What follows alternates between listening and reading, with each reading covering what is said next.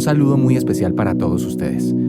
Hoy tenemos nuestro último punto de reflexión sobre este tema de la santidad. Es un breve, muy corto estudio acerca de este tema tan apasionante como lo es la santidad. Muy bien, desde la conversión desde que nos convertimos, en nosotros se inicia un proceso que el apóstol Pablo lo denomina como santificación.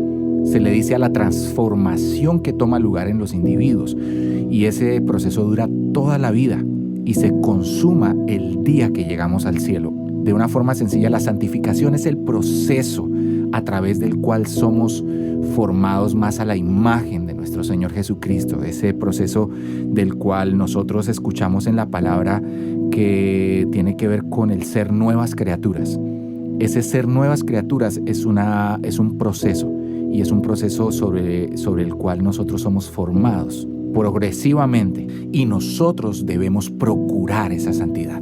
Dicho de otra manera, los creyentes participamos junto a Dios en nuestra santificación. La santificación o la santidad es un llamado permanente en todas las páginas del Nuevo Testamento. Para el efecto, el lenguaje que usan los escritores de las epístolas es crecer, alcanzar madurez, avanzar hacia adelante y muchos otros términos. Veamos algunos de ellos. Por ejemplo, Pedro, en la segunda epístola del apóstol Pedro, capítulo 3, versículo 18. Antes bien, creced en la gracia y el conocimiento de nuestro Señor y Salvador Jesucristo. En la carta del apóstol Pablo a los Hebreos, por ejemplo, capítulo 5, versículo 14. Pero el alimento sólido es para los que han alcanzado madurez. Veamos un texto más ahí mismo en la carta de Pablo a los Hebreos, en el capítulo 6, versículo 1. Por tanto, dejando ya los rudimentos de la doctrina de Cristo, vamos adelante a la perfección.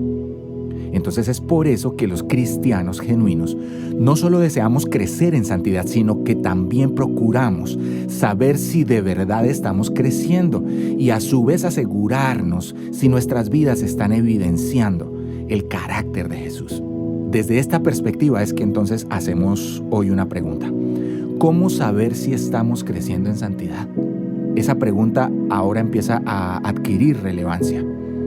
Aunque esta medida de madurez y santidad se pueden ver en expresiones externas, es decir, en actos externos, tales como el amor al prójimo, la integridad, la paciencia, la mansedumbre y muchas otras virtudes más, y también hablamos de los frutos del Espíritu Santo en nosotros. En ocasiones es muy difícil medir con precisión el grado de santidad que hay en una persona o en un creyente, sobre todo cuando se trata de medirla en nuestra propia vida. Cuando nos evaluamos a nosotros mismos es muy difícil encontrar esa medida de santidad en nosotros. Sin embargo, cuando miramos las reacciones de algunos hombres de Dios en las Escrituras, podemos obtener alguna luz para nosotros entender, para poder responder a esta pregunta. Cuando Isaías, por ejemplo, tuvo una visión del Señor, y esto fue el primer punto de reflexión que vimos en esta semana acerca de la santidad, cuando Isaías tuvo esa visión del Señor en el templo, escuchó a los ángeles repetir la triada, el conocido canto de Santo, Santo, Santo. Y luego de contemplar la majestad de Dios, el profeta exclamó con desesperación: ¡ay de mí, que soy muerto, porque siendo hombre inmundo de labios y habitando en medio de pueblo que tiene labios inmundos, han visto mis ojos al Rey! El apóstol Pedro, por ejemplo, tuvo una experiencia similar y quedó conmovido cuando estaba en su barca con Jesús.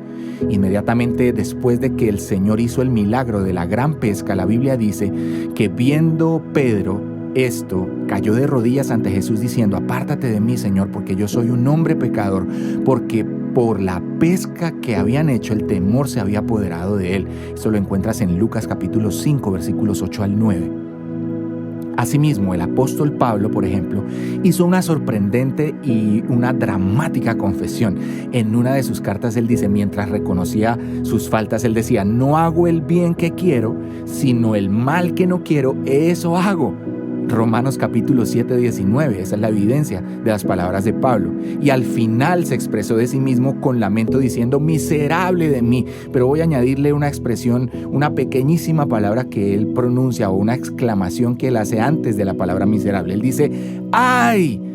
¡ay, miserable de mí! Es una exclamación de dolor y es una exclamación que nos permite ver que estaba entendiendo lo que él vivía y tenía dentro de su corazón. Él dice, ¡ay de mí que soy miserable! ¿Quién me librará de este cuerpo de muerte? Eso está ahí en Romanos capítulo 7, en el versículo 24. En base a los relatos que acabamos de escuchar, podemos entonces ver un patrón en las reacciones y en las palabras de estos hombres.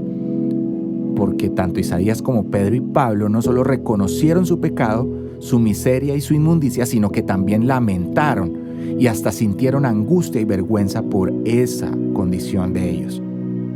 Esta realidad entonces se hace llamativa cuando recordamos que estos eran líderes en el pueblo de Dios y hombres que fueron ejemplos de piedad, de santidad y de carácter cristiano, pero ellos nunca se consideraron a sí mismos como santos. ¿Por qué? Porque ellos sentían que estaban necesitados de la gracia divina como cualquiera de los hombres.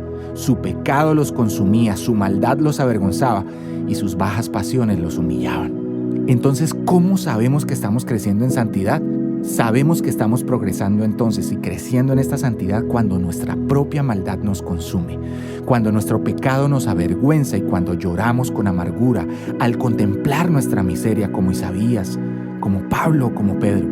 Sabemos que estamos creciendo en santidad cuando procuramos la gracia divina con santa desesperación. Sabemos que estamos creciendo en esa santidad cuando nuestras oraciones están despojadas de orgullo y con humildad imploramos misericordia.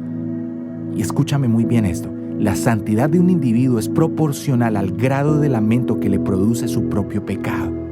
La santidad de un creyente se corresponde a la profunda tristeza que siente por haber fallado a Dios. En el punto de reflexión del día de hoy queremos dar un agradecimiento especial al pastor Gerson Murray. Gerson Murray es pastor en la iglesia Día de Adoración en el sur de la Florida, en los Estados Unidos. Y también es autor del blog cristiano El Teclado de Gerson. Está casado con Adi y tienen 3 hijos. Dios los bendiga. Nos vemos con más punto de reflexión la próxima semana.